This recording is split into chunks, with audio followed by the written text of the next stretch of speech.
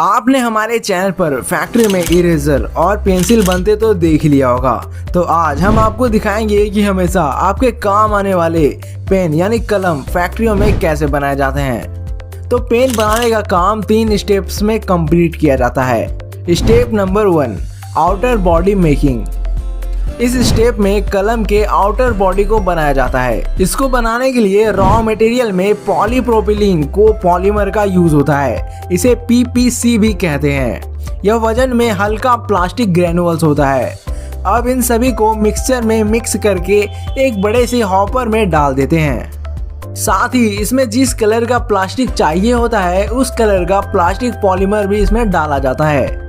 यहाँ एक vacuum tube इस PPC ग्रेनुअल्स को बड़े से गर्म भट्टी में ले जाती है, जहाँ पर ये पिघलकर मोल्डिंग मशीन में चले जाते हैं। और कुछ इस तरह से मोल्डिंग मशीन से पेन का आउटर बॉडी तैयार किया जाता है। बिल्कुल इसी प्रक्रिया द्वारा पेन का कैप और रिफिल ट्यूब्स भी तैयार कर लिया जाता है। अब पेन का आउटर बॉडी तैयार हो चुका है। अब स्टेप नंबर 2 में आता है पेन का इनर पार्ट, जिसमें सबसे पहले पेन के इंक यानी स्याही को तैयार किया जाता है। इसको बनाने के लिए नेचुरल वैक्स, उसके साथ वार्निश जो कि शहद जैसा गाढ़ा होता है, और कोबाल्ट को एक साथ एक बड़े से मिक्सर में डाल दिया जाता है और उसे अच्छे से मिक्स कर दिया जाता है। और जिस भी कलर का स्याही या इंक चाहिए होता है उस कलर के पिगमेंट को डालकर मिक्स कर देते हैं और कुछ इस तरह से इंक तैयार हो जाती है। अब पेन का सबसे इम्पोर्टेंट पार्ट बनाया जाएगा, जो कि पूरे पन्ने पर घूम घूम कर उसमें स्याही को छाप देता है। जी हाँ, अब इस चमकीले टाइनी मेटल बॉल्स को बनाया जाता है।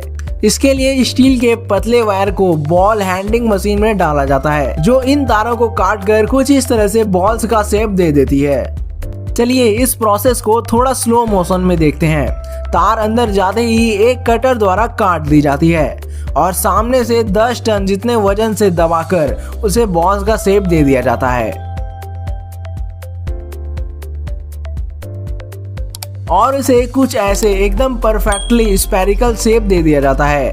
अब इस बॉल्स को पॉलिश करने के बाद एकदम चमकदार कर दिया जाता है। तो अब नीब को बनाया जाएगा, जिसमें कि ये छोटी छोटी मेटल्स बॉल फिट होने वाली है। इसके लिए खोखली मेटल ट्यूब्स को पॉलिश कर उसकी कटिंग कर दी जाती है और कुछ इस तरह उन टुकड़ों को कोन का शेप दे दिया जाता है। और फिर तैयार मेटल बॉल्स को इस मशीन में डाल दिया जाता है, जहां ऑटोमेटिक ये बॉल्स छोटी छोटी निब्स में फिक्स हो जाते हैं। तो अब फाइनली सब कुछ तैयार हो चुका है। अब स्टेप 3 में आता है असेंबलिंग, जिसके लिए सबसे पहले ये इंक इंजेक्टिंग मशीन इस रिफिल ट्यूब्स में इंक को भर देती है और अब रिफिल इंक से फिल हो जाने के बाद इनके टिप पर इन तैयार निब्स को अटैच कर दिया जाता है। आपने अक्सर देखा होगा जो सस्ते कलम होते हैं वो उल्टी कर देते हैं, मतलब कि जिन्हें जेब में रखने पर वो अपने आप कलम के पीछे से उसकी स्याही निकल जाती है, जिससे हमारे कपड़े तो खराब होते ही हैं, साथ ही जेब में रखा जो भी सामान होता है वो भी रंग बिरंगा हो जाता है। ये कलम की उल्टी करने वाली घटना जिन जिन के साथ हुई है कमेंट में जरूर बताना। और ये उल्टी वाली घटना ना हो इसलिए रिफिल के पीछे सिलिकॉन जेली को इंजेक्ट कर दिया जाता है। तो अब रिफिल भी बनकर तैयार हो चुका है और पेन का आउटर बॉडी और कैप तो पहले से ही तैयार था। अब इन सभी को असेंबल कर दिया जाता है और ऐसे हमेशा आपका साथ देने वाला कलम तैयार हो जाता है। अब इतनी जानकारी दी है तो वीडियो को बिना लाइक किए मत जाना और कमेंट में जरूर बताना आप कौन सी कंपनी का पेन इस्तेमाल करते हैं। और ऐसे ही जानकारी से भरपूर वीडियोस को देखते रहने के लिए हमारे चैनल को सब्सक्राइब जरूर कर लें। अब फैक्ट्री में पेंसिल कैसे बनती है ये जानने के लिए इस वीडियो पर क्लिक करके वीडियो को जरूर देख लेना। वीडियो काफी अच्छी है।